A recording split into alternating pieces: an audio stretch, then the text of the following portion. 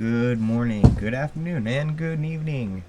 I'm the Theoretical Theorist, and today you are watching another great episode of Theory Thursday. Today we will be coming at you with a double dose of theories, one in a Zelda, and one about Fallout 76, so be sure to check back for that one about noon. Other than that, today we are going to be talking about the Convergence. Now, so far, we're going to do a little recap. So far, we have talked about specifically the divergence of the three timeline paths. The power, courage, and wisdom lines. After that, we kind of discussed the thematic settings in each of them and how they kind of reoccurring, which actually defines them as their paths and kind of gives light to the idea that each one is being controlled by a specific force. Even though their triforces are complete-ish, it still has shaped the world in a specific way. Now that we've talked about that, what I want to talk about is actually the timeline unification. Now, this is something that many Zelda tubers have discussed, and I feel like there's some things they've gotten a little bit right, some things that they might have missed, and honestly just some things that I wanted to discuss with you guys today. So I think that's about it. Let's get to it. So why do we think there was a convergence? Well, there's a couple different things, and obviously you can see them on here, but I'll kind of go into a little bit more detail about what I mean.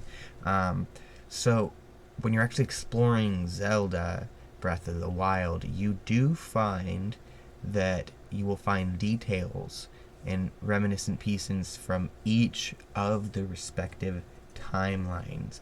I can't remember if it's Mass Nintendo Bandit or Nintendo Black Crisis, but one of them has a great video going over these. And as I said, a lot of them have gone over the timeline unification theory, and I think that they're kind of onto something.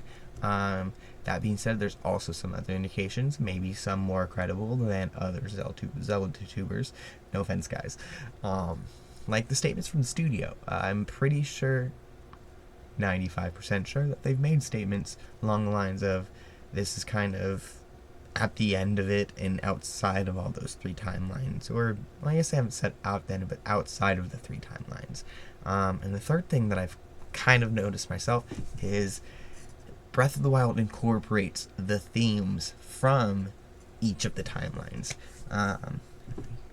We'll kind of get into the, maybe the whys and stuff in a second, but I think that's really important, especially since that's something that's happened because of this, and it's really engraved in the series. I know probably there's some people out there that watched my video so far that maybe I didn't explain it well enough, but each timeline really does focus on kind of reoccurring themes, and I can't drive that home enough. I would honestly recommend people either watch full playthroughs or play the games themselves, and just kind of go back and you'll notice it. But anyways, let's move on. The last part of everything that's kind of going on, second to last, is how did this actually even happen? Is there a specific reason everything converged again? There's a couple ideas. It's its own willpower. Obviously, the Triforce is a great powerful object. It might even have the power to fuse itself back together over time, thus merging the timelines back in together. There could have been the goddess's intervention. But actually, I think those are the least likely.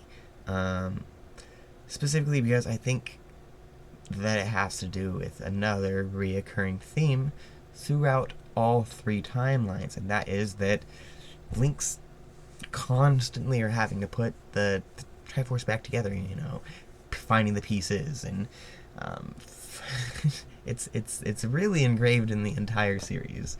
It's one of those things that's really hard to miss, from Skyward Sword, all the way down. It's Yeah, that's pretty much all it's about. um, and of course, we do know that. Well, I mean, they don't do that kind of stuff for no reason. I don't think. Uh, I guess that's kind of presumptuous of me, but I feel like that reoccurring theme itself adds weight to it, specifically in the way that it's set up. In the wisdom timeline, he has to put the pieces of the actual pieces back together, as if they had shattered, not being able to hold its own weight. Then, in the courage timeline, it's kind of as if it, you know, you don't know. But anyways, yeah, the timeline in that one, the Triforce, essentially split into pieces and stuff, given to different people. Obviously, Ganon had his whole thing where he had the power of it or whatever, and plus Xant's power. So there's a lot of really interesting dynamics there. But then on the power side of things, literally the two, I think it's the last two, before the timeline unification would have happened, is finding the wisdom and finding the courage pieces and then putting them back together. And I think that's not only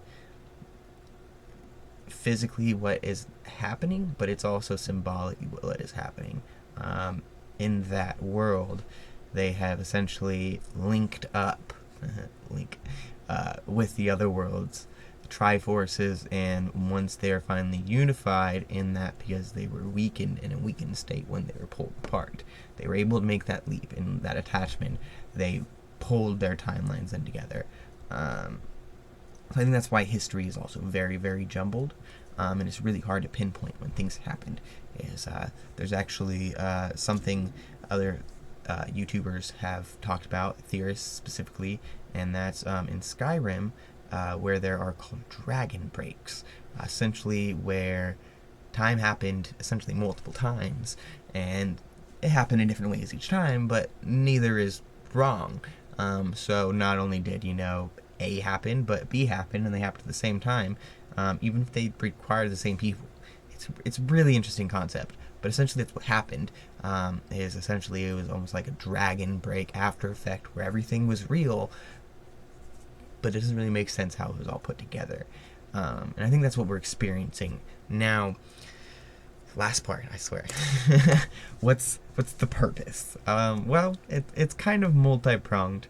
One, definitely probably makes the studio's life easier, having to deal with all that lore, unifying into one. You don't have to worry about crossing it over and pulling something out of one into the other. And I also think they did it because they really wanted to tell, honestly, an awesome story with a lot of new combinations of themes. That's obviously always something that as studios are looking for, and as game developers, me myself, a game developer, that's something that I strive for. And then the last thing that is what this theory is really all about is, I think they're starting to complete a story that they started in the previous installment. See, the last game that came out was Skyward Sword. In this game, they revealed a new character, for specifically a new antagonist, if I'm getting that. Yeah, I think it's antagonist, in Demise. And then they just killed him off. And I know they've kind of done that with Xant a little bit, but for the most part, Vati and sidekicks aside, they usually don't throw out Ganon after one. It's been very, very repeated. And I feel like the studio going through that much work for one character, it couldn't be a one-off character. It just can't. It doesn't make sense. Especially since most of the game there's reoccurring characters, especially random ones. So I definitely think that the reason they're doing it is because they want to be able to tell the rest of that story. And we're going to be getting into that over the next couple episodes. It's going to get really interesting, really juicy, really fast, because I don't think Demise is done yet. But stick around, because we got a couple more things that we're going to talk about. I know, I said this last thing. This is just wrap-up time. I just want to cover everything, make sure we have all our bases, everything wrapped up, and then I'll send you on your way. So, what did we cover today? Okay, obviously, we think the timelines converged. This is most likely due to, reoccurring things across games of Link finding and putting the Triforce back together. I think that's both symbolic and actually what's happening. And then the whole purpose of it is actually a multi-pronged effort for the studio to finish making a story, plus making a great story with new themes, and of course unifying that timeline to make their developers' lives just a little bit easier. I mean, I might be wrong on one or two of the reasons, but I'm pretty sure those are top tier. Other than that, that is our things. Please check back next time for the next episode on what have we gotten wrong. It's a really interesting episode. You'd be amazed at what we might have missed. Anyways, my name is the Theoretical Theorist, and this has been another Zelda Theory on Theory Thursday. Have a nice day.